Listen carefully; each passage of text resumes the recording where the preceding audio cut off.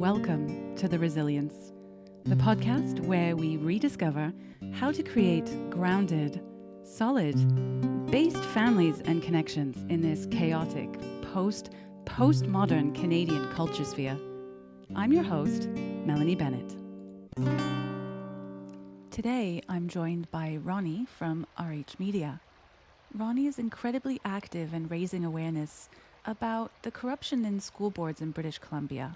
And that includes topics like the sexualization of children via school policies. She regularly participates in rallies and protests in her local area and has her own podcast covering the issues. I really enjoyed our conversation this morning because we're both really passionate about these issues. I hope you enjoy it as much as I did. Without further ado, here's Ronnie. What have I been up to? Staying in trouble. What's your most recent trouble? What's my recent trouble? Well, I did have a friend that was running out to some senators in the US to help me make a policy change in Canada. So that's my trouble. Can you talk about it? Are we recording? I always start off like that. I'll cut off stuff if we don't want to start that way, but yeah. My 'Cause, recent trouble. I'm just here to have a conversation, really, to get to know you and see what's going on. What's going on? Well, as crazy Canada becomes more and more tyrannical and parents are losing more of their rights, I've had a few people send out messages to senators in the United States who have made policies to ban the transgender ideology or the mutilation of children's surgeries, and just basically to give parents their rights back. And so I've had a friend that wrote a letter on my behalf to reach out to senators there who've already passed that policy, and hoping that they hear our SOS in Canada, and trying to help us steer the ship, because I don't seem like we really have a lot of help in Canada. We're just kind of left on our own. So I've been accessing the United States and other countries to try and think of ways of out of this hole we're in, because more parents are rising up, more parents are understanding the harms, more parents are wanting to take action. But I always stress the action that we have to take has to be legal and lawful. Right? We're not advocating for violence. We're not going to go out and be lunatics and curse and swear, because that's not going to get our message across. Our message is we want to protect our children. We want our rights back. We want education to be transparent. And we don't want any more of this sexual education in our schools nonstop. And crazy. Yeah, I'm just trying to, advocate for parents since I quit my job in 2021 as an educator. I've been on this road every single day, 7 days a week, and just trying to spread the word. And I would say in 2021, there wasn't too many parents that were awake to what was happening within the school. More people were concerned about, the masking, the 6 feet distance, that kind of stuff that was going on. To students who were not getting the jabberoo were not welcomed into their sports teams, not in the community centers. So I was trying to help parents navigate that, because as that was going on, I make myself accessible to parents in the community across Canada, that they could reach out to me. And I was getting a lot of parents crying on the phone, upset because their children were becoming severely depressed, anxious, suicidal, not coming out of the room, withdrawing from families.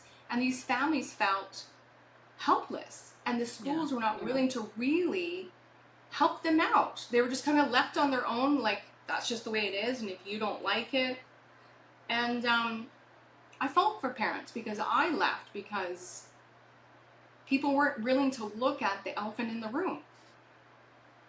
Yeah, so I often find that the Canadians really like to make fun of Americans or set themselves apart as of Americans, and my Canadian family do that a lot, and I guess I kind of grew up doing that too. And I look at Americans now, especially certain Republican Americans, and as a lefty person my entire life, I never thought I would look up to some Republican types or conservative type Americans who seem to have the chutzpah to really go against the tide on this, right? But yeah, their laws are so different to ours too. Like, our laws seem to have really allowed a lot of this stuff to creep in. Do you know a Yes. lot about the differences in the laws? So I know nothing about law. I've often wondered, what is it that makes it different in America where you can push back against this, whereas in Canada it's just so difficult. Well, I think when they wrote the Infant Minor Act, which gave the government and the education institution all the power, it stripped parents of their rights to be able to say, no, I don't want this for my child. For the parent to be the first authority of their children, what's best for my children, and really feeling that that was pulled away. So in Canada, when children are looking into, we'll just go right back, right to the shot, right? Um, Parents didn't have to give consent to that, and if children wanted it, and many children, children to teens want to do the right thing, peer pressure and all that Yeah. thing, and they want to have that sense of belonging is really huge for them, right? That social group for them is, sorry to say, it's more than the parents, right? Their social But that's circle, their normal. That's friends. normal It development is for young normal, people. but this is where they were waging it against them, right? Yeah, If their it's peers being were majority, hijacked. right? So the majority of their peers were getting vaccinated. If they weren't vaccinated, they lost their friendship. They couldn't go to sports teams. They couldn't do the things that teens normally were doing. And so in Canada, parents were stripped of that. That if the children wanted it, that they could have it. In the United States, it's different. You need one parent's consent to anything, and then that's where you got the struggle between the parents. In Canada, you're stripped of everything. If the That child Infant Minor wants Act, to, is that Canada wide or is it BC? well, I believe that's BC, but I'm assuming that law, the BC Infant Minor Act, is probably the same in every province. It might just be called something different. Yeah. But here in BC, as an educator, when you're in a classroom and you're getting an immunization record and you want, you get the measles, mumps, rubella coming through every year, parents get the sign, hey, I want my child to get this. With the COVID shot, no, that wasn't happening. The envelopes were coming home. I saw them. Then they would tell the parents, okay, there's this shot, this shot, this shot, and here's the COVID shot, and here's the Infant Minor Act. Basically saying, here's a shot, we're stripping you of your rights. If your kid wants it during school, so sad, too bad for you. Yeah, Americans seem to have a lot more individual liberties. That whole, I don't know. So I just realized something. I didn't even ask you who you are. Do you want to introduce yourself? Well, my name is Ronnie, and I was actually the first whistleblower in Canada in 2021 and talking about what was going on in our schools and waking parents up as to what was going on and trying to stir that up to get people to understand what we were doing as educators in school, right? They had no idea because they were locked out, no student teacher reports, not in the classroom, not in the hall, and parents just thought, well, we just want to keep everybody safe, so we're just going to kind of play along. Meanwhile, while we are psychologically conditioning them, parents didn't have any idea. And if they knew, I think this game plan would be over a lot quicker. So as I was speaking out, parents were going, what? What? And so 2021, I saw the slow people asking questions. And now it's like, boom, I'm not standing for this. Dad's coming out, grandpa's coming out, everybody's upset, even Yeah. parents. They're like, I'm not having this. Yeah. Yeah, but the Americans, they definitely have a lot more individual freedoms and liberties. And in Canada, you feel like you have freedoms, you feel like you have liberty, but this is where I kind of realized that this is a socialist democracy, really. And with that, there was benefits of a health system for a long time. And Canada would be like, we have this great health system, much better than the US, but there's downsides to that too. And I think we really discovered that through the pandemic, and certainly discovering that with gender stuff at the minute too, right? Where there's a lot more government control. Am I right in saying that the government is, or public service is, the largest employer in Canada? Well, they were my employer, right? And our taxes pay for I them. think they're the Our largest taxes employer. are paying for my wages, right? I'm a government servant. Yeah. When you work for the government, you are a government servant. That means my wages, my status, everything I do is supposed to be transparent. Yeah. So And anybody should be able to come up to me and say, what is your wage? What did you do? Because you're a government servant. yeah. And that's what I've kind of realized is that that comes with definite downsides when it comes to increasing government controls, right? So both you've been in this a lot longer than me. I'm a newcomer, really. I'm just bold enough to meet people and talk to them. Um, but you've been sort of realizing that this gender game is a bit crazy for a little while. And BC, it seems to me, although I think the gender stuff came in Ontario first, BC seems to be the most affected. Like most definitely Because the I wokest of think the because provinces. Washington is right next door, right? Whatever happens in BC is what's happening in Washington D.C. Yeah, and they're However, yeah. for the teachers in United States, they're being controlled by the FBI. We're not being controlled here by the FBI. Yes, they are. It's actually coming out in the Senate hearings lately that I've been watching Yeah. that the teachers union, the director of the teachers union, now is showing that they conspired by the FBI to bring these messages top down that parents are terrorists, that if you stand up for your child in education and school boards and say you don't want any of this, you are now blacklisted. So that's become very clear that the FBI director was working with the FBI to label parents as terrorists, bigots, hateful, gaslighting them, and it Well, it became wouldn't surprise evident. me. It wouldn't surprise me because the Human Rights Commission situation, you know, like kind of squeezing gender in as a protected characteristic, and then putting it in schools, and then putting it in society, and then pushing it all over the place. Sort of different tactic, but still using the law as a strong arm, isn't it? Yeah, no, I agree. But the thing is, this is the strike that's against us in Canada, that if you were to stand up and say, no, I don't want this for my child, meaning the hormone puberty blockers, you can be arrested and go to jail. Yeah. The child gets the right. They get the right to say whatever they want, and the parent can't contradict that decision. You can't. The parents have to affirm everything, meaning the parents are not really being parents anymore, and the child's being the parent and saying, "This is what I want." And if So you don't affirm this, I get what I want, and you go to jail, and I get taken from home, and so on and so on. yeah, because there was that dad who got released from jail from BC who would not affirm his daughter.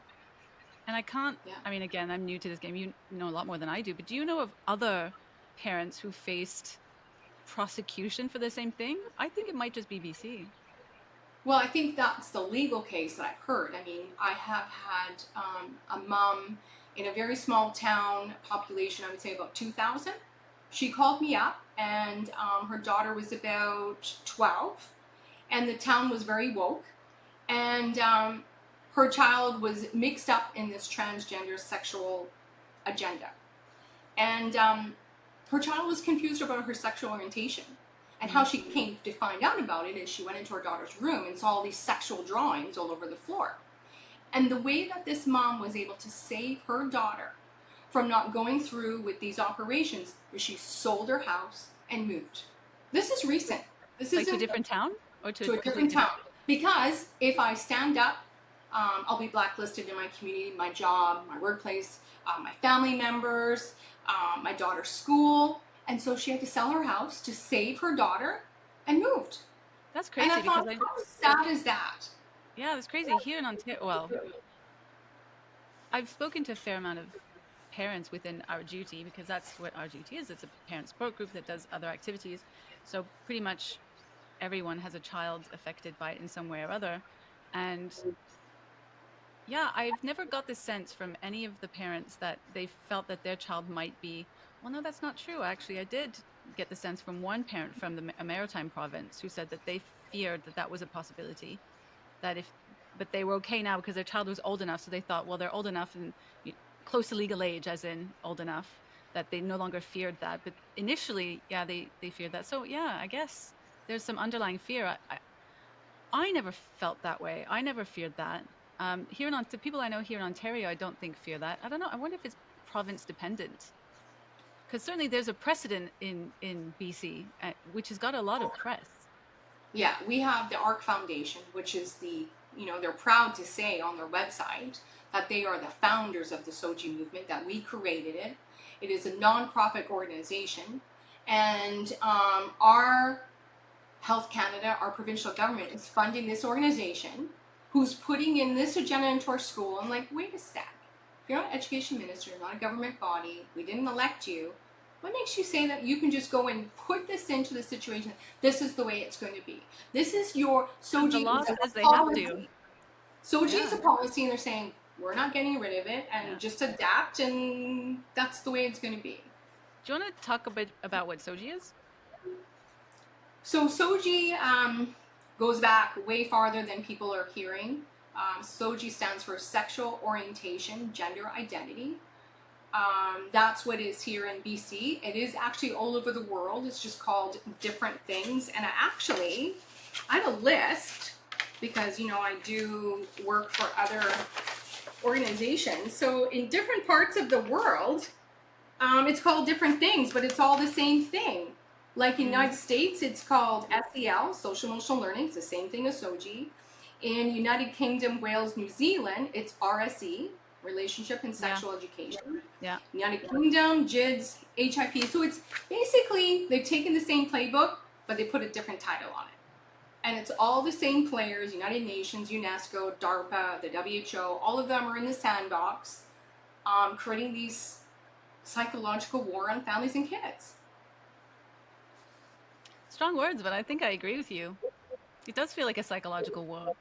I mean, certainly here in Canada, it feels like the government, or even the school boards, like educators, feel like they have some kind of ownership over children. This idea that in America and Canada, that talking about parents' rights is bigoted and it's hateful and it's people owning or wanting to own their children, or you know, like somehow this message, I don't know when, changed from parents are responsible and advocates for their children to the state owns your children, and if you raise them, but we mold them into whatever we want to do. Like somehow that's changed. Like with Moms with for Liberty in America being called a Nazi hate group. So a bunch of moms like me, imagine that. I'm a Nazi hate person because I want to protect children uh, from medical harm when they're too young No, to isn't it consent. It's crazy? just ridiculous. Yeah. But the gender pronouns, so with teachers, if this all came at full force, we'd be going, what the heck is going on? But they have layered it over the years to get us accustomed. And the gender pronouns actually came out for us in report card writing, school-based team meetings, any outside supports with the speech pathology, occupational therapy, any form that's to do with a child. Yeah. We were already doing gender pronouns before it came out in 2019. Parents, no. I would say 2019, 2020, I've heard things as before early as the winter pandemic 14. came out. Yeah. So we actually had a meeting. Our principal brought us in. There was 25 teachers in a room, and they said this is the new law that's being put in place by legislation in Victoria. That's where our capital is here in BC.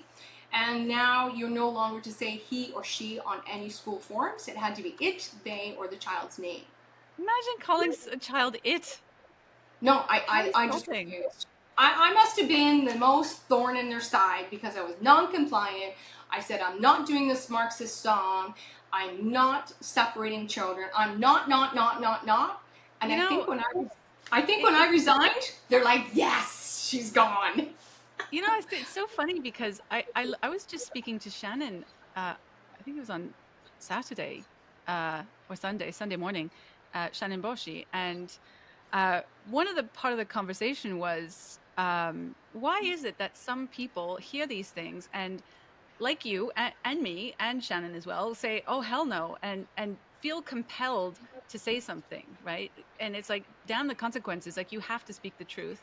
He used a fancy word that Peter Boghossian was talking about, but I can't remember that word off the top of my head. But this idea that some people have this compulsion to speak the truth, whereas other people just want to keep the peace. They just want to go along to get along, right? Like, Because I'm not why do ruled you, by my job. I am not ruled by my employer to keep my mouth shut.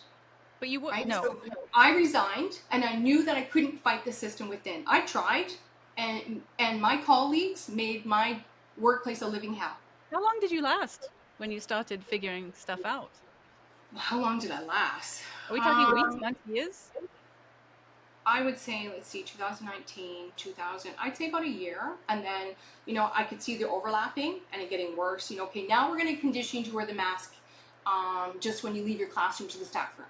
Once you get Yeah. adjusted, now we're going to make you wear your mask from the library to the phys ed room. Now we're going to make you wear your mask. And it just kept layering and layering and layering to the final straw for me was our provincial health officer here, Bonnie Henry. We receive messages from her on our staff sign-in, and it says, now you are required to wear your mask full time, indoors and outdoors. And I went, wait a minute. Why are we doing this for 97.3%? Our safety health data meetings that we have shows child to teacher transmission is like next to nothing. Yeah. Why are we doing this? Right? And everybody's going, oh, just, wear your mask. Oh, just do this. People would come to me and say, look at this cute cat mask that I have. What do you think of it? And I'm like, you're asking the wrong person, because I'm not wearing one. And take your, if there's really a pandemic, why are we wearing Halloween costumes on our face now? You're like, come on, really? We're making tie-dye shirts now? So one of our staff meetings was one of the educators, she said on the weekend, me and my daughter made tie-dye masks, and she's showing us pictures, and she showed us the tie-dyes on the string, going, wait a second here, we're making our own mask out of tie-dye t-shirts. Like, hello, if we're truly, fear, everybody get away, now it's a fashion show. So it's the pandemic that was the last straw for you then? Well, no, I think the last straw was them wanting me. I had to sit through 2 hours of white supremacy, which was mandatory. I could not. Training. 2 hours of white supremacy and then 2 hours of Indigenous. And I did my thesis paper on Indigenous residential schools, so I knew a lot about it. That 2 hours of white supremacy, probably the final straw, and I keep saying to everybody, is the cross in flames was the final straw. And when we're all sitting in our own classrooms watching this, this slideshow, and the slideshow was actually not a guy even in Canada. Get this. San Francisco, and it's a black African man himself. And I'm like, what? We got a black African man from San Francisco teaching Canada, British Columbian educators about white supremacy? Say what? Well, what's the burning cross thing? Is that they were showing you images of that? If you do some digging, you'll understand how the connections with San Francisco and here are. There are a lot of connections and ties. No, I meant with the actual cross, because you meant there was like burning cross. Was it an image of a burning cross or a symbolism? Yes, it was. Yeah. So when we had to sit through our whole presentation, I actually was so disgusted that I took my cell phone and I took pictures of every single slide that went across, because my gut, my intuition said, this is not good. Yeah. Like, now I'm supposed to take this information and I'm supposed to give it to 5-year-olds? Yeah. Like what? Yeah. I'm curious. That's not about racism. That is racism. Yeah. Anti-racism is just racism under a language manipulation, for sure. So many people are really fearful of. See if that works. Can I hear myself? No, it's fine. I just wanted to see if there was an echo. So many people seem to be really concerned about losing their job. So I don't know if you listened to the tapes with Richard Bilkso, where I listened to the recent one of Jordan Peterson, where a high school teacher asked him on a stage.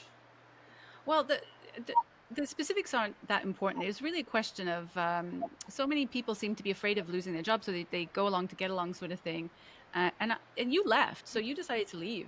And you were known to push back against this stuff, and you were very vocal.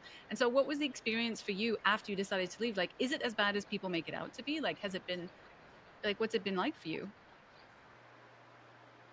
Well, I think if you plan to leave, you have to have a strategy in place, right? Yeah. Because you were doing career suicide. You were talking against the system who was employing you. So I had strategy. I had a backup plan. I knew what I was doing, right? I didn't just flip off the handle and say, I'm not doing this, because you really have to think of, okay, if I do this, there is no way in hell that anybody, any school, whether it be private, Catholic, Christian, whatever, is going to hire me. Because I'm going against the grain. I am not conforming. I'm not showing authority to the upper ranks, right? I'm actually saying, wait a sec, I have a question, right? This is not making sense. So I had a backup, which allowed me to do that. But with that backup, that also came with consequences.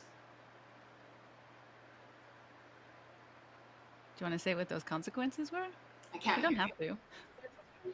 Yeah. Um, Consequences I'm meaning just nosy. without. Well, we know that whatever we do on the computer is connected to our IP address. So is our phones, right? You connect your Wi-Fi to your house, which is your IP address, and we know that Google, the big brother upstairs, is watching everything we do. Any email, any text, anything we do on Facebook, social media, they're watching Yeah. every single move. But listen to you, the way And that you're talking to me is so bold. You're not fearful though. well, no, because at the end of the day, I speak in truth. And it's Yeah. my truth, and I live that truth, and I can't live any other way but that. And I went into education for not a paycheck, because you don't get paid that well. Garbage men make more money than I do, right? I went into the job of making a difference in a child's life. I'm not making a difference in a child's life if I'm telling them, you know, let's keep the secret from your parents, meaning the transgender movement.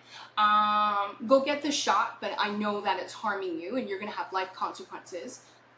I have a lot of integrity, and I appreciate and respect the relationship I have with parents, and I always have since day one. I ran a school with 40 families. It was just me. And that relationship that I had with families, I honored that.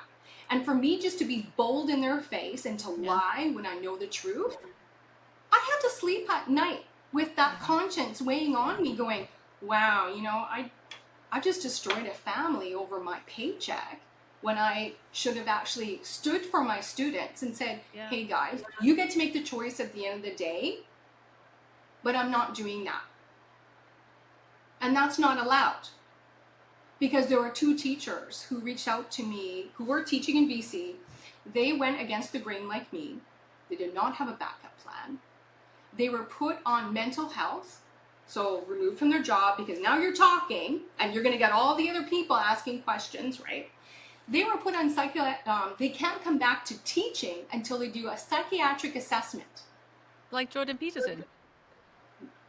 Get a full-on test, make sure you're fit, sound in mind to come and teach your job, because they're going against the grain and saying, I don't want to do this. This goes against my morals and ethics. This actually goes against my teacher's contract. This goes against laws. We're talking laws here, not Yeah. just my moral compass. We're talking about laws of Canada here.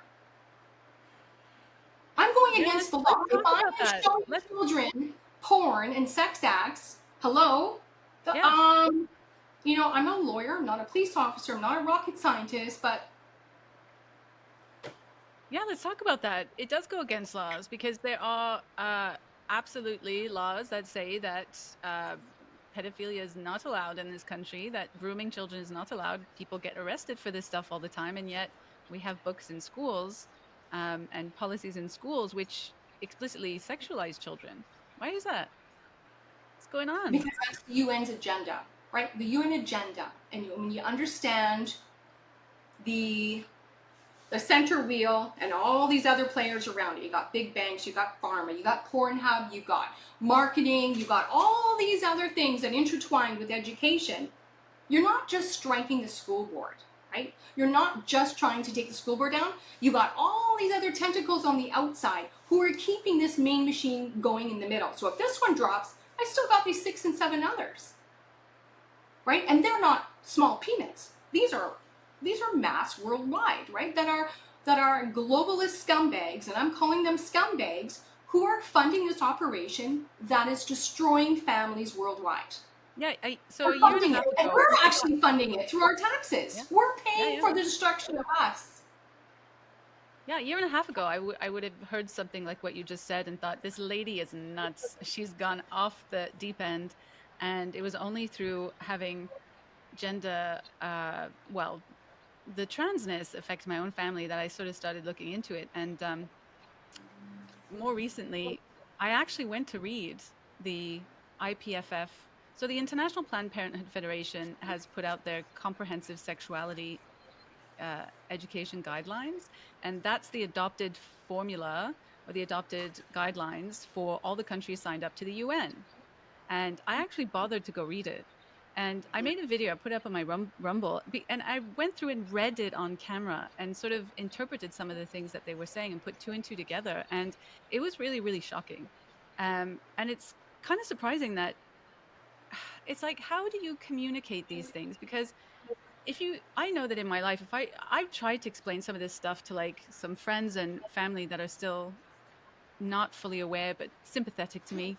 And they also think I exaggerate. And it's like, well, go read it. And they don't read it. And they like, they want things to not be that bad. So they believe it's not that bad. It's really hard to communicate that stuff to people.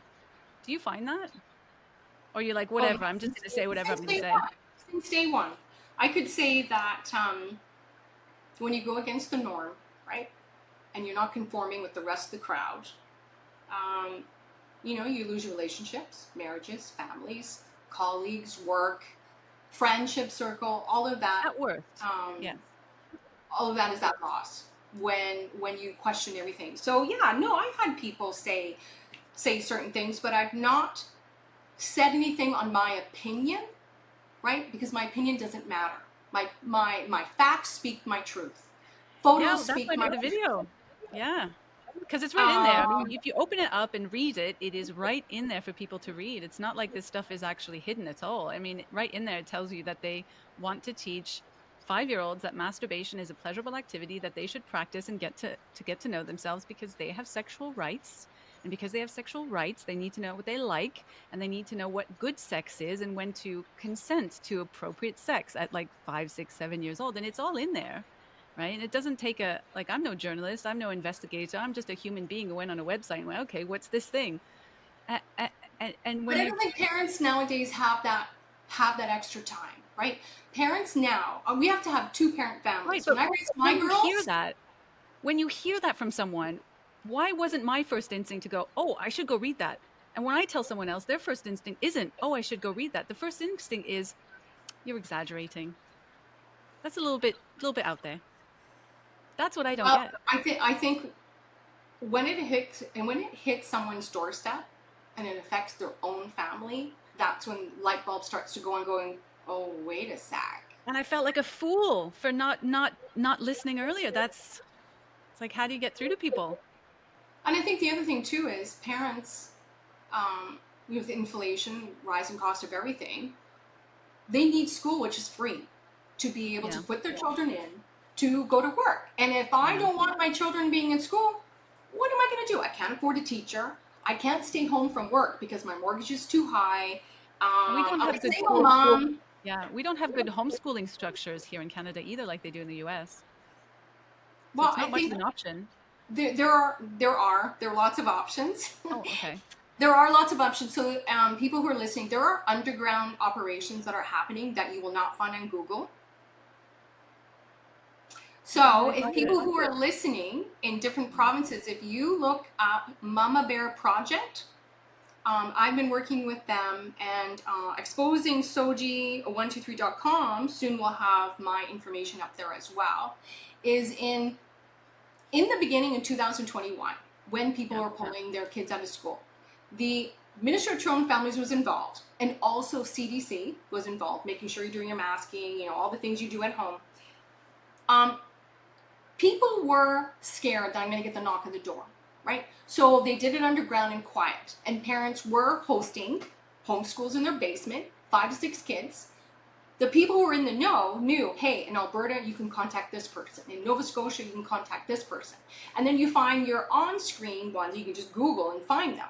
So there were a bunch of us who had a list of, it's kind of funny, the underground, alternative education Imagine choices. having to be underground just to educate children about the ABCs Because and one, it, two, because the threes. government at that time and nosy neighbors were ratting on nosy neighbors. Hey, I just saw my neighbor. She has a bunch What a of kids crazy in world her we live house. in, though. Think about, I But mean, they if were. we think about this simply, there has to be an underground network of parents helping each other out to teach their children basic educational No, topics not. I'm like not. I'm math and talking science. like. I'm talking about a group of parents, right? I'm talking like a Yeah, learning pod or alternative yeah. education in a But that community it has to hall. be secret. It had to be secret because of CDC, the PHO, nosy neighbors, and we're looking at 2021, But it's probably not for illegal to homeschool. It's It not is illegal to legal to homeschool. homeschool. It I is did not legal. know that. Yeah. It It is is legal to illegal. homeschool, but you will get zero funding if you Oh, legal, yeah. independently teach your child. If you are connected to your school, which is called distant learning, I think you get like $600. That's Yeah. it. But you get access to a teacher, you get resources, books, and But so you on still and pay so on. taxes for it. Yeah. But even if you're homeschooling, you're still paying taxes for the Yeah. school you have your child in. Yeah. Just like TransLink, right? I don't take a bus, but I still have to pay for our bus system when I don't get on a bus. My children are Yeah, not in school anymore, and I'm still paying for a school system. that's the unfortunate aspect of the socialist element in a socialist democracy. That socialist countries, yeah, had the best healthcare sort of thing, but now when the trade-off is that when really bad stuff is happening, that people don't really have much choice but to participate in the bad stuff. I remember you mentioning something about AI in schools that you noticed. Did you notice it before you left? Oh, yeah. Or was it there before you left? No. Well, let's say yes, it was, because when children were learning from home, that was AI, right? Learning from home, which is, if everybody looks up the World Economic Forum, they have a section for education. It's black and white, what their goals are for education. And I was already looking into how that impacts teachers. And the teachers of Ontario, their pension through the World Economic Forum, their pension, they had shares in big box stores, the vaccines, and oil. That's what their pensions, the money that they pay into, was used to pay. So I said, hey guys, your money that you're paying into your pension is being weaponized against you. You might want to look at that. Yeah. That just So kept yes, AI was being used, and that short little window that I had to teach at home, up of about 3 months, right? Getting kids to come on every day, do their homework, blah, blah, blah. That was a pilot project, and nobody realized what they were doing, right? They're yeah. saying, oh, it's too, we've got too many health scares and too many deaths and da da da da. We can't come to school because, it's not safe. We can't guarantee your child's safety. I'm calling BS because you're still going shopping, you're still going to your bank, you're still going to your community mall, shopping mall, whatever. I mean, seriously, shopping malls didn't close, Costco didn't close. All those big places where you had mass amount of people, they didn't close. So if we're really having a pandemic, they should have been closed. So Yeah. that was a pilot project, right? And they are planning to bring that back. So AI is in schools. I did a video on my podcast where the janitor, they call them engineers, an engineer of a school in Vernon, BC, came to me and he said, I have proof that there is facial recognition and audio recognition on every school laptop and every iPad. Because when we have school devices, we have an IT team that comes in. They do the updates, they add whichever softwares, different things. Yeah. So he found out that that was true. So we did a whole video on it that in Vernon, BC, and many schools through BC, they are doing AI facial recognition and audio recognition. And we did a big, huge thing on that. So when you look at the World Economic Forum with education, they want to rule out a teacher, right? It's going to be a holographic teacher, or it's going to be a teacher online, it's going to be whatever. And they say there's not going to be any notebooks or pencils. That's their pitch. So you don't need for socialization. Your children are going to be at home, they're going to have a teacher that comes on, and you're going to learn from home. That Whether it be that is in hologram itself or a is computer. yeah, that in itself is a horrible thing for children's development. We're social species, for God's sakes. We Well, I need mean, to that's what the be six around feet other people. distance was doing, right? It was destroying that social connection that we are so innate doing, right? Yeah, Kids are innate, very we social need it. creatures. And so that was purposely in school. You can't be close to your friends. You can't play with them. Even siblings had to be, on the front playground, in the back of the school. We had so many, when I look back on it, so many psychological things we were doing to make them think otherwise. Yeah, you're making them fear each other and be very paranoid about other people. That's not going to be good for the psychological state of children growing up. But You not know, even how would that. you tell? Mm-hmm. If I had a crayon Yeah. and I'm giving it to my buddy in class because he's coloring an elephant grass, whatever, right? And he doesn't have blue in his box to color the sky, and I have it. As a teacher back then, I had to get my spray disinfectant bottle. I had to disinfect that crayon to give it to my buddy, Yeah. who's I just probably rolled around the playground with him maybe 20 minutes ago for recess, but now I'm having to sterilize a crayon. That has to be traumatic for a lot of children, But they you don't know, see that as deeply. adults. We can see the psychological conditioning, right? As something as simple as a crayon.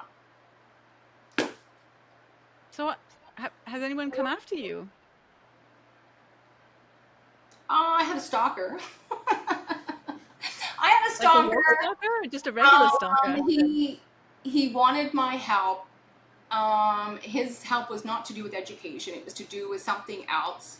I said, no, I can't help you. I can refer you to a journalist. And he actually found me through my social media and actually called my husband's cell phone and asked for me. Okay. So that was one. I mean, I'm aware of my surroundings, but I know that I'm always staying in the light to expose the evil. I know I'm always speaking my truths. And I know that if I were to go missing, people are going to wonder, hey, where'd she go? Because some people, they seem to go after certain people and not others, right? So, for example, uh, Chris Elson, Billboard Chris, seems to attract a lot of trans activists, whereas we Oh, have he goes protested. into the lion's den. He goes He does. right into the lion's den. Yeah. I mean, yeah, obviously attracts it on himself as I'm well, not I'm that sure. ballsy to go to a Yeah. transgender movement for vengeance. I mean, I love the guy. I have huge respect for him, but I know where to pick my battles, and I don't have the strength to put myself in a lion's den as a single person Yeah. and try to fight off all these people who are MK'd Ultra. They are But you're quite programmed. petite as well, aren't you? Um, 5'5", 5. Yeah, I'm not that small, but I mean, I You're like went up and down tiny. every single art. I went. This is what's ballsy. Um, during last year, the United States and Canadians couldn't cross the borders, right? Yeah. And so we went to the border in Surrey here, where we had RCMP all lined up, and they were lined up right in front of the border, and we can see our American friends on the other side yelling to us, waving flags, right, wanting to make that What, connection. actual police lined up? Yep, the whole line, RCMP, full lineup, Okay. not allowing us to go across, right? And so I went to every single RCMP way down the line, and I shook my finger and I said, "You're a disgrace. You are a disgrace to this uniform. You shouldn't be doing what you're doing. And I'm sure at the end of the day, you're going to regret the decisions you made because you swear an oath to the people, not to the government, not to the Queen, not to anybody else. Your job, and I'm sure you signed up for police, RCMP, to protect the community. So who are you really protecting?" Well, where are all the police coming out and speaking? There's parents speaking, there's professionals speaking, we have teachers speaking. There's Where are the police? Where are the police speaking? You don't have defecting police coming out and saying this is terrible, or at least I don't know of any. Hmm. No, but when we were at the BCTF's office, which is the BC Teachers Federation office here not too long ago, police were called because we were out front protesting what the BCTF is doing in all schools. They called the police on us because, we were sitting up against them. And one police officer said on camera, "I hear what you guys are saying, but I have a transgender child at home too." And I went, "Oh, and you don't want to talk about anything more?" And I said, this is not about the gay community. If anything, the gay community is being used in this, right? And they're being weaponized. This is about sexualizing children. This is about pedophilia. This is about grooming. And I said, you as a police officer should be concerned. It's also about destabilizing families. Well, that too. All of So those things. Yeah. the BCTF, along with CBC here, made a huge stink saying all police were going to be coming out of the school because staff and students were feeling they weren't safe. And I said, that is a load of garbage, because we had a police officer in our school that would come every once a week. The kids adored him. Oh my gosh, they would hang out with your recess and, hey, what's going on this week? And he really made a fabulous relationship. And then every year, the Vancouver police would come to the back of our school and they would do a hot dog barbecue for the whole school. They would bring some horses, they would bring police cars. It was really a lovely relationship that they were making with students, right? Yeah. And then the students could feel like, hey, this is not so bad, And I don't know what their backgrounds are, if their families had jail or been arrested or any of that. But so I said to them that day, I hear that you guys were being taken out of schools, and I really feel that you guys should be back in there, and this is why. Yeah, they're trying to get rid of them in Ontario too. And I said, you guys need to be put back in there. And she says, oh, we'll be at the end of the month. I said, well, that's too late because school will be done. You need to be back in September because you need to be aware of these crimes that are being committed. And I labeled out all the criminal codes.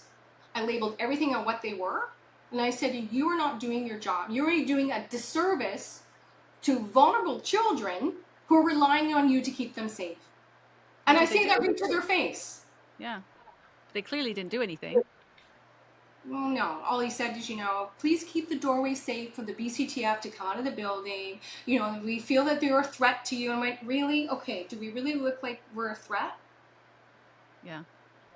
You're a threat to families, and you are, have all this hidden curriculum that is not in the well-being of families and children.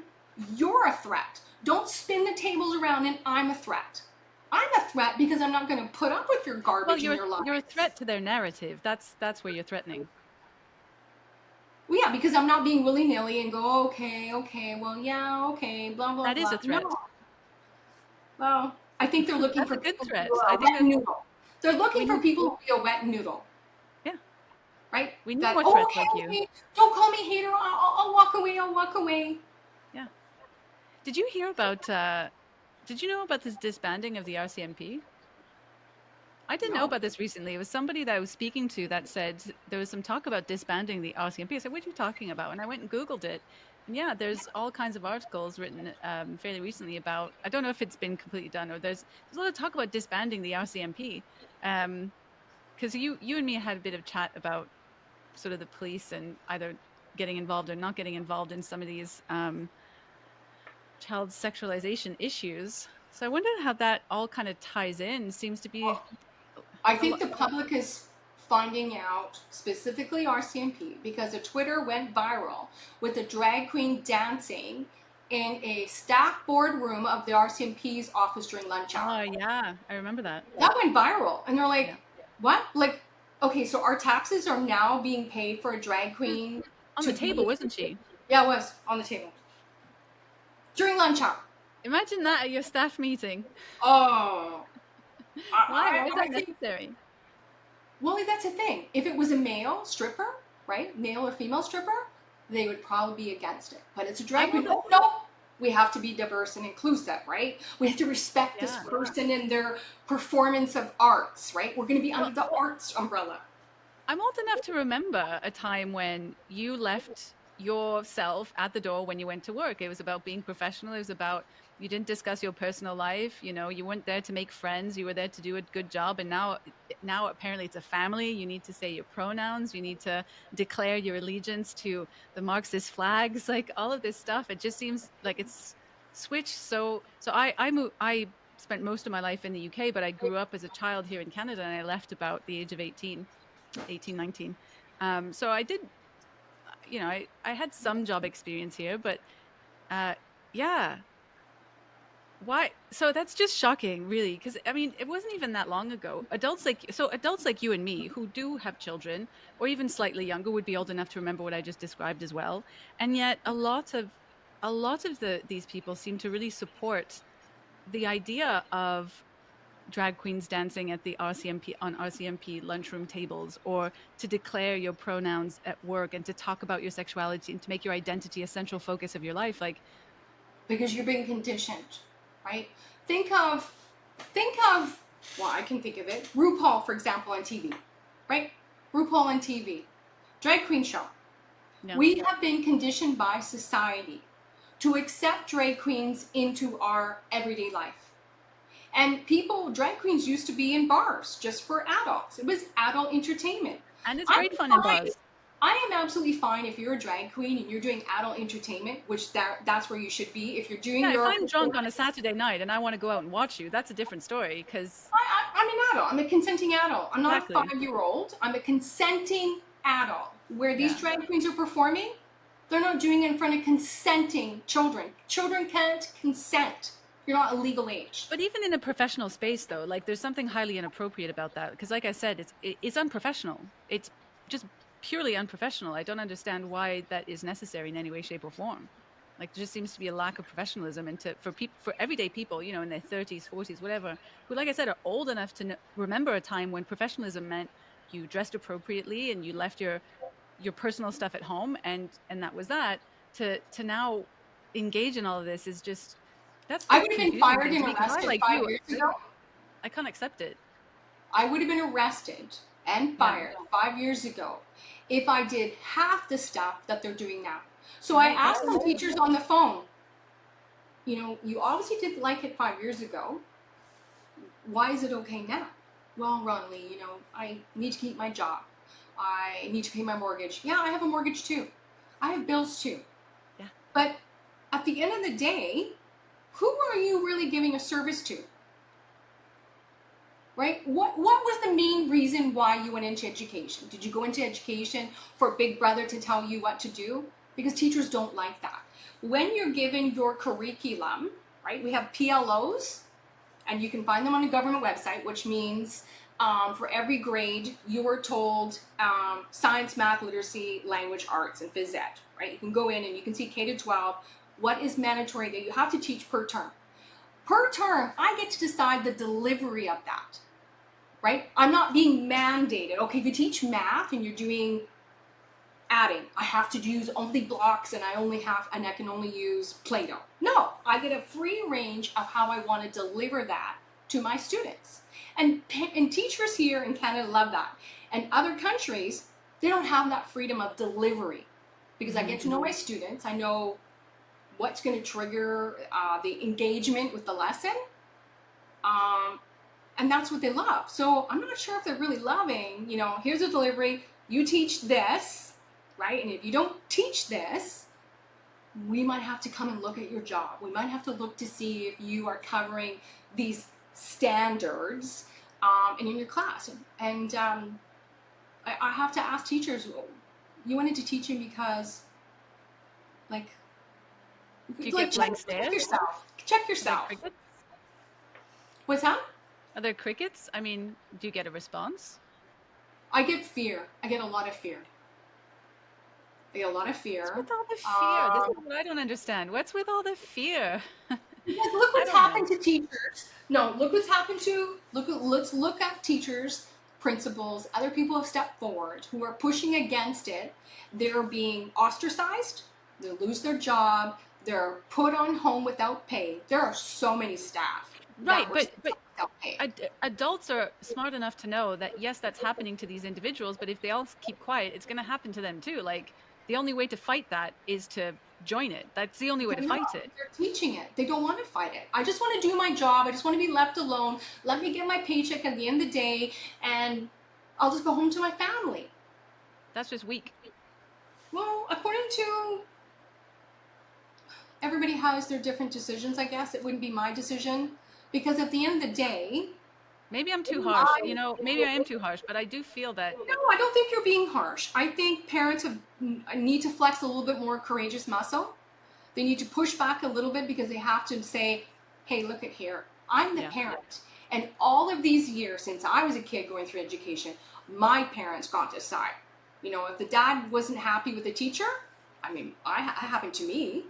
My Yeah. my I daughter, was her involved in teacher, my son's education very much, sure. Yeah. but not anymore. No, you can't be. We're the teacher, you the parent. Don't tell us how to do your job. Go home now. Bye bye. Yeah, that's not how it was for me. Let's talk about the books for a second. I'm curious if you because you're really passionate about that, the inappropriate books in school, shall we say. And was that were they in your schools? Were you in contact or did you become aware of these books whilst you were an educator So this is or where I'm after? talking about people did not see it in your face. It was a slow rollout, right? Yeah. Slow rollout. year after year. We'll bring this in, then we'll bring this in. Those safe space stickers, I had them in our schools 10 years ago. You're only hearing about them now. I saw them on the front door of our school, and 2 gay teachers had them on their doors. Interesting, right? Then we had books that come into our school about 2-parent families, right? And then you got gay animals, Tango and Turtle, and then you got 2 penguins having an egg. You're getting all of this scaffolding in to normalize it. This is not a bash against gay families, right? I know families make up a big, complex, different structures. I get that and I respect that. So you got that. But grooming happens in stages. Grooming always happens bit by bit. Then before the transgender stuff that came out, we're having discussion about bathrooms to take them off, saying we can't have a male and female bathroom. This is way before, that a male can use a female's bathroom if I identify. This is way before all of that. So as I'm trying to say, you get this layer. Okay, let's get the teachers adapted to this layer. So I'm just saying that by the time you get to the end, you're so used to it because it's been introduced little by little that you're not seeing anything wrong with it. Is that kind of the gist? I think probably when I was leaving, probably didn't really see the gist of it, but I think so now that it's so in your face. Yeah, because it is. I think teachers are now going, wait a sec. Because that's the thing. As a parent, I'm becoming.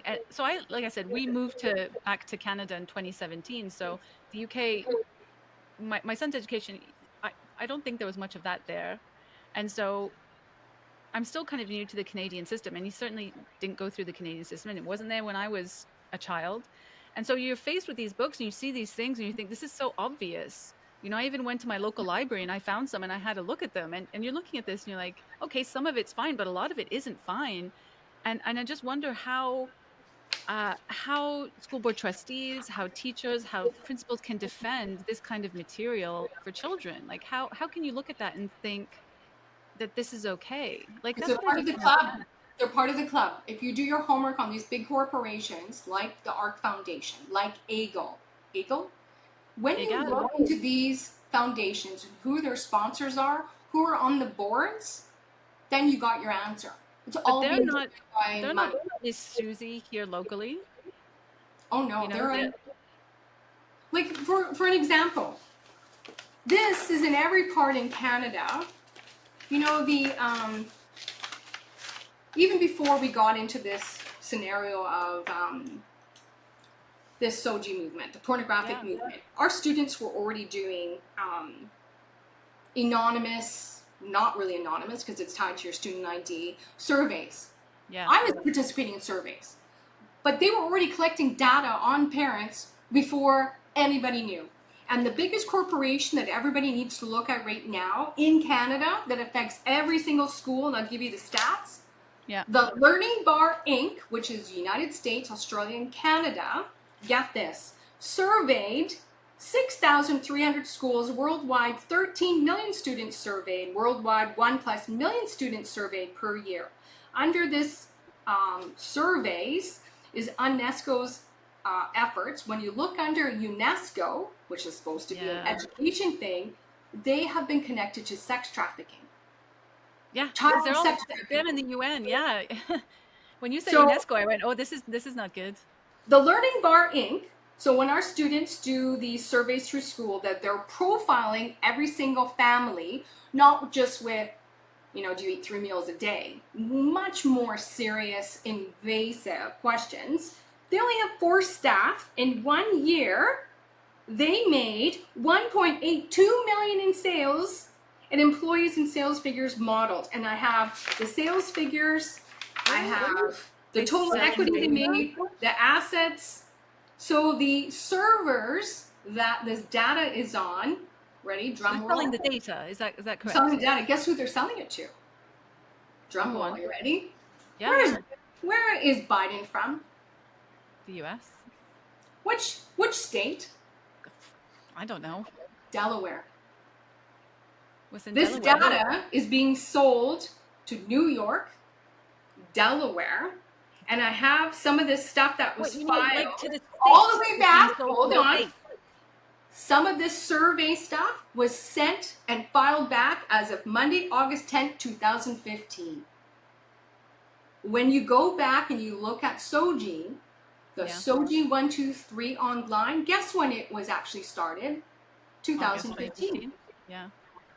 They have been surveying these schools worldwide in the Five Eyes and selling their data on every single family so they know what you do, who is home, how many people are in your house, how much you make, if you have piano, if you have Shakespeare, if you have art. They know everything about you because your child did that survey. And the guy who's in charge of this, Douglas Williams, he's part of the military. In charge of the data collection?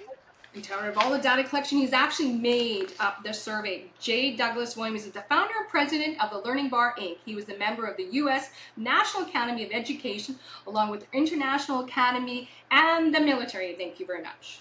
Why does the military want your school data in Delaware? Why does UNESCO need to know what your profile is when you live in Canada? Why does Yeah. UN need to know your data? Why does DARPA need to know your data? Why does the WHO need to know your data? And it's Why do being they? sold.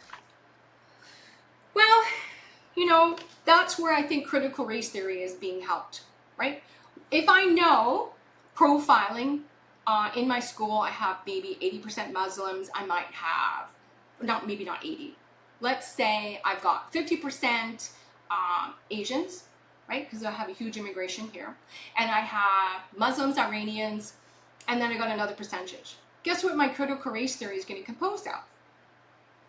Is So, that sort of like saying that you would target, let's say, I don't know, Washington the State for demographics. critical race education to make sure that that becomes indoctrinated in this particular era, ergo BLM and all of the Bing, bing, bing, bing, protests? Is that, bing. Yep. yeah? So why some areas would be worse affected than others? Well, then that would Well, I suggest mean, that perhaps we are seeing violence rising in schools. We are seeing sexual assaults rising in schools. yes, that Seeing is a a lot huge of problem in Canada. We're seeing a lot of targeted hate, right, in our schools, and they're blaming that on the LGBTQ. That we're not all, embracing this diversity and inclusion. The men competing in women's sports, identifying as women. They're blaming it on. They're shifting the focus there. I'm going, wait a sec. Yeah. You've been teaching this garbage since 2015, and you've been layering it in. Also, me, as a 53-year-old woman, my parents have been indoctrinated into this. My grandcestors have been indoctrinated. I had heard from a physician not too long ago, a document, it takes 3 generations to indoctrinate everybody into this hot mess we're in so we don't question it. 3 years, Well, that's 3 generations, that's all it takes. well, how I want to take you back then because my education was so well. I was going to say my education was so different to my son, but even if I think about even my education in the UK, thinking back, no, there were definitely woke elements. It was not as bad, not even by any stretch of the imagination as it is today. But yeah, there kind of was. I mean, I studied ecology and climate change and conservation, basically. So yeah, there were definitely elements of teaching you to be an activist. They called it advocate at the time, but yeah, there was definitely activist teachings. But that's the UK and it's different. But I can't imagine that. UK I is was going to actually say I worse. can't imagine that being true of the baby boomers, but no, the baby boomers are the new left generation. They're the neo-Marxist generation that brought it back here. And then before that, their grandparents is the postmodernist generation. So I guess you have a point. Well, when I talk to my UK friends from Wales, Yeah. who does amazing work out there. She's a criminal investigator and also a very strong woman who's bringing down the school system. The parental rights in the United Kingdom in Wales right now is absolutely bonkers. If you were, as a parent, disciplining your child, meaning grounding them, you know what I mean by grounding? Yeah. Now you can be charged in Wales for imprisonment of your child because you were Yeah, but Wales grounding is them. top woke. Wales and Like, Ireland. and if I take my teenager's phone away, I can also be charged as well as neglect. And she's telling me this right now. It's like you have like zero control of your child. And that's where we're heading here now. Yes, because this is my fear too. Like it just seems like there's a push for the states to own the children. Like we're just so us women, we're just incubators. We're just incubators for these little pumpkins. But we have no But say they in their also, upbringing. but they also want to own our biology, right? Yes. They want to own our biology. And Jennifer Black, I absolutely love her. She did She's a an thing. interesting character. She did a thing on behind who's behind the transgender ideology, and the money that's going into it. And she basically said that it was a bunch of gay elite globalist men who want to possess women's biology, and to create their own species. And their main marketing goal was Transhumanism. Yeah. reproduction technology. Yeah. We're already seeing that with in vitro. That's reproduction technology right there. And they're going to go as far as, Dolly the sheep. Now, if we have these kids who are going through these transgender operations, you're not having kids. Well, So if there's a you lot want of with young women, this narrative through young women that birth or giving birth or having children or getting pregnant is this non-consensual, horrible shame to tie you to the kitchen and to be rejected at all costs. This new feminism, right? So the idea of pregnancy as this horrific trap that you want to avoid for the rest of your life, like that there seemed to be more of that with young women, like a fear of your own biology, a fear of your femaleness, a fear of um, being okay with being a woman and being a mother. I mean, certainly with I'm a bit younger than you, and certainly with my cohort generation, there was it was more of we wanted to have children later, but that then became with the younger people today, they just don't want kids at all because it's a prison of the body, right? right. So where So does I that do lead? agree. It's such a I do detachment agree. from our own biology. Yeah. So I do agree on that one point where you're saying to have fear of biology. And one of the fears that they were putting into young girls is menstruation. As soon as you tell a child that Yeah. you're bleeding, they don't want to bleed. What do you mean I'm Yeah. bleeding? What, well, I'm going to bleed? No, I want a sex change. I don't want to be a girl anymore. I want to be a boy because I don't want to bleed.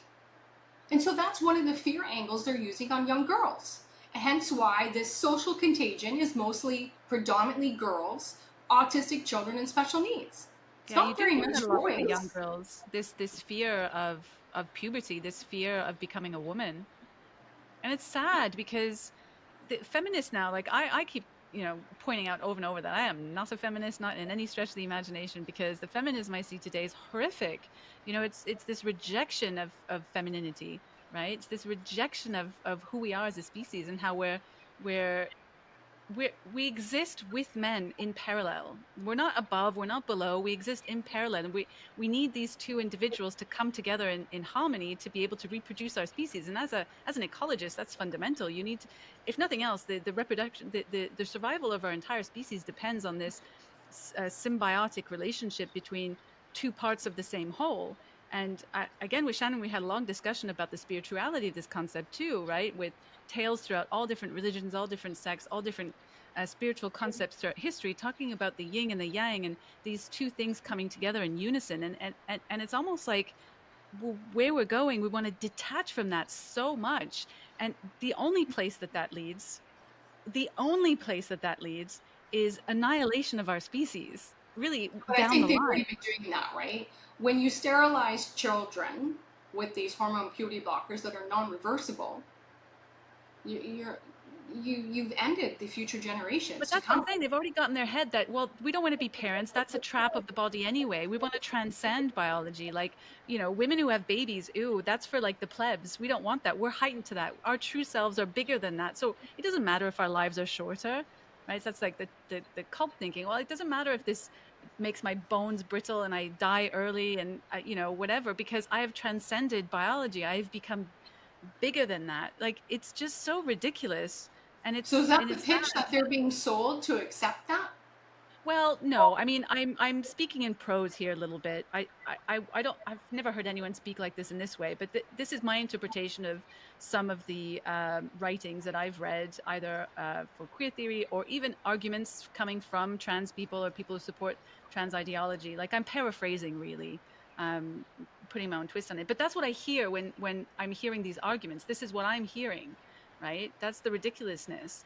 Um, and the fact that everyday people aren't hearing that too confuses the hell out of me. And I'm So that's part of the reason I do these podcasts, is just having conversations with people, and maybe somebody will come across it, because that's what happened to me when I was, I guess, waking up to what was going on.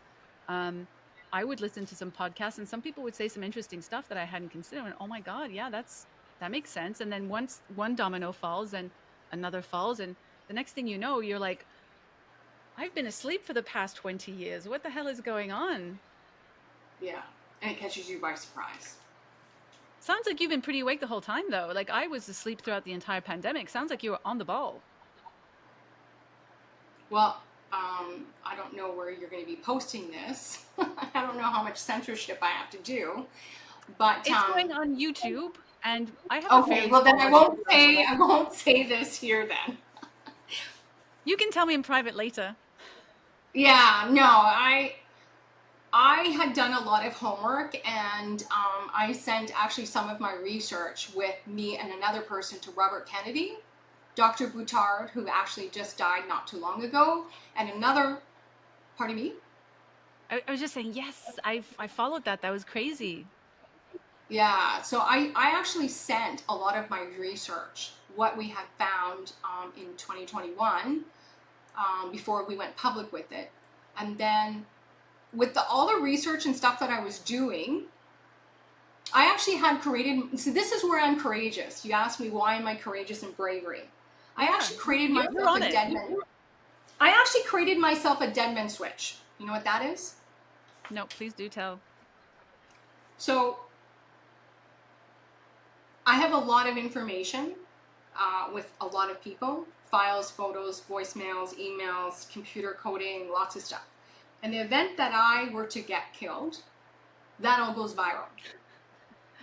And I did That's not that that crazy to say, though. It's not that crazy. because I was actually going into schools with police and blow horns right into the head school board with an electric megaphone, yelling out people's names, how much money they were spending, and the corruption. I was going on stages and yelling things. I went into Vancouver Coastal Health Yeah, with that's the what I'm saying. I'm president surprised that you don't have police knocking at your door already.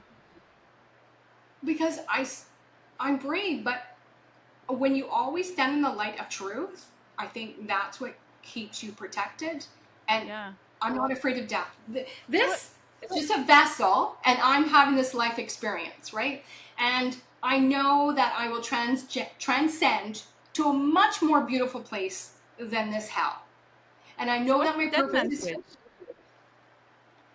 What's a dead Sorry, I man switch? interrupted you. Please finish your thought. I just got excited. Oh, I gave all my information, files, photos, videos, audio messages, everything to 2 lawyers. In the event that I were to get killed, all that goes viral instantly. Which means Protection. You're being a lot strategic. of people will know a lot of stuff very quickly. So that's what I did. Because I was calling out names, I was calling out bank accounts, I was calling out laundered money, I was calling out accounts that parents didn't know about that I knew about. Yeah. And my husband said, "You are absolutely nuts. You're asking for it." You are. But like I said, this is just a vessel. I'm here in this life experience, and I believe that more people need to stand in truth. And I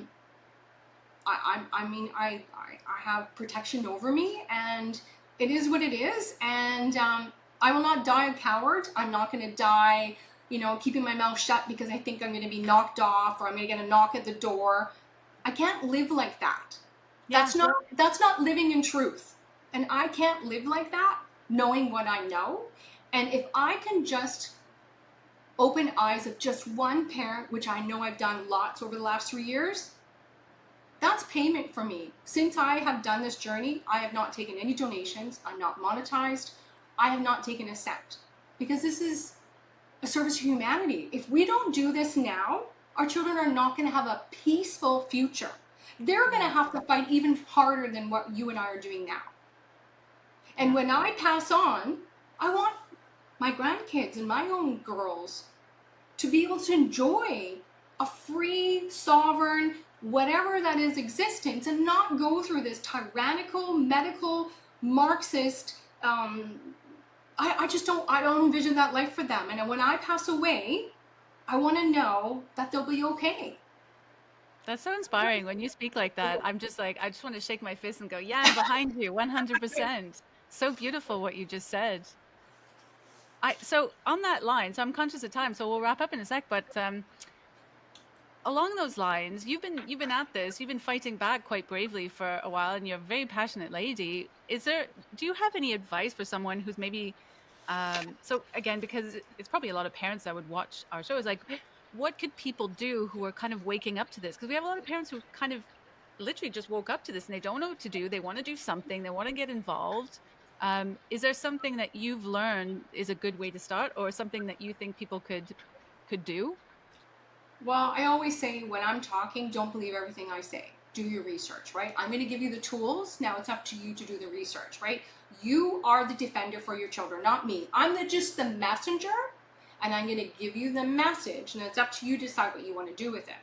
And if collectively we can come together in unity, meaning no segregation, division, move everything aside, just for the sake of children, we're unstoppable, right? We're unstoppable. But if we all keep tight-lipped sealed, oh my gosh, I can't say this, and you find those other parents who are like-minded, go, hey, just that small little seed of what's your thoughts on the books that are in school, right? Rather than just, come on out. Sometimes it's too much. Just give a little, what's your thoughts on this? How do you feel about that? And then you'll find out there's a lot of quiet parents who are thinking That's exactly that's like how I you, started. Yeah, just I asking right? my neighbors, having quiet conversations with people in my neighborhood before I even connected with our duty. That's really good advice, because So what I'm people might find out is actually a lot more people agree with them than they realize. Is that most people are not really bringing it up, but when you actually Because bring they it don't up, want confrontation. They don't want confrontation, right? Because it's a confrontational topic. And I don't and think it people, should be yeah, a confrontational topic. There should be nothing wrong with questioning something, right? That's why we have critical thinking. That's what's in us, to question things to keep us safe. And I sure want to have that instilled in my children. I don't want them to just go along with everything that's being told just because someone said this is for your benefit. yeah. No, you get to make the decision. How do you feel about it? What resonates with you? Does it sit well with you? Do your homework on it. Use that critical thinking. It's really important as parents to instill that in their kids, Yeah. right? Because when my kids went to school, I always say, don't talk back to the teachers. You're there to learn and listen. No, you can talk back to your teachers. You can question, but in a professional, respectful manner. Don't I go used to in call there that and with my son. I used to call that appropriateness. So we really instilled the concept of appropriateness, right? It's like he wasn't banned from swearing. He wasn't banned from a lot of things, but we taught him that there's a time and place for everything, right? And when we're at home socializing with, uncles and aunts and family and friends, and yeah, you could be silly and use swear words or whatever, but in school you behave in a certain way, and you know, like, is that sort of what you mean? it is what I mean, but I think with questioning things, go to your PAC meetings. Know what's going on in your school, right? The parent Um, parent pack is the PAC. parent. Oh, we call them PAC, Parent Advisory Council. That's what they're Yeah. called here. Every school, maybe a different province. Get involved in your school. What is your school doing? Because if your kid comes home and you ask, how was school today? Normally Mm. they would say, it's fine. Joey and I kicked the ball around. But they're not telling you what they learned because they don't know that it's inappropriate and it's not okay. It's up to us to go, what did the teacher say?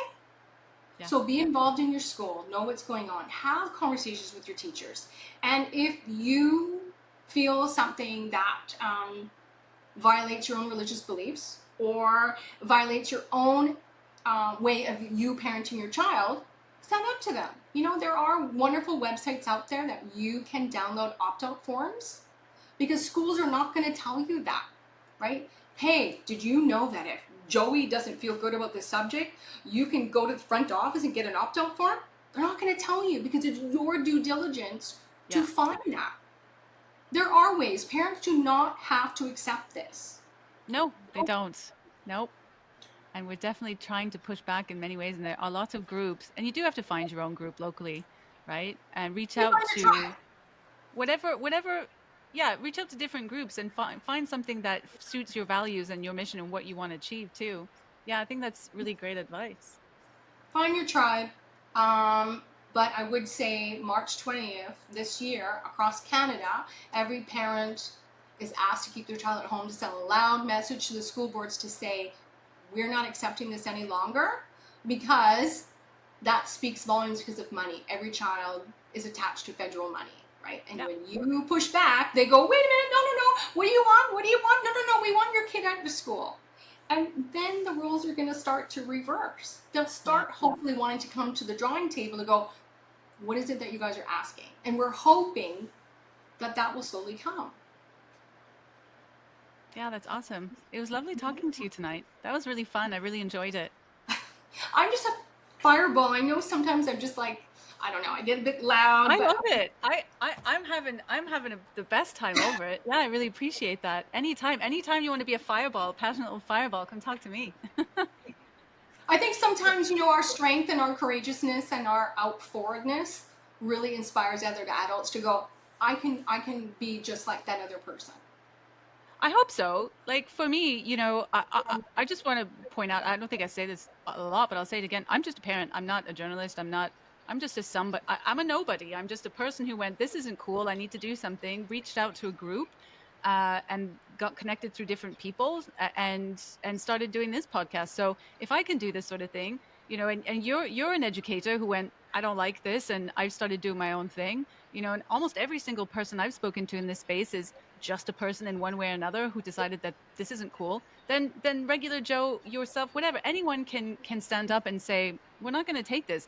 And what you'll find, I don't know if you agree with this, is that most of the people in these spaces are really really interesting people, right? And they've been through some really interesting things and have a lot of advice to share about what to do. But Yeah. I think one thing is when you said, I'm just a mom, I'm just a whatever, they are just a mom too. They're Yeah. just a dad, right? And we put them on this pedestal that they have authority, they have more power over us. And when you look at it going, they're just a person who went to educate, to university and they got a degree, they make money, they have families, a mortgage, blah, blah, blah. They're no We're all just different people. than you. Nope. We're And all just stop putting people. them on this pedestal that they more over you. No, they don't. You're equal. Yeah. That's awesome. Thanks, Ronnie. It's been You're welcome. lovely. It was a pleasure. Thank you for having me Yeah. on. Absolute pleasure. Next time I'll be a little bit more, I don't know, not so Oh serious. no, more passion, not less passion. All right. Thank you so much for having me. All right, cheers. Have a good night.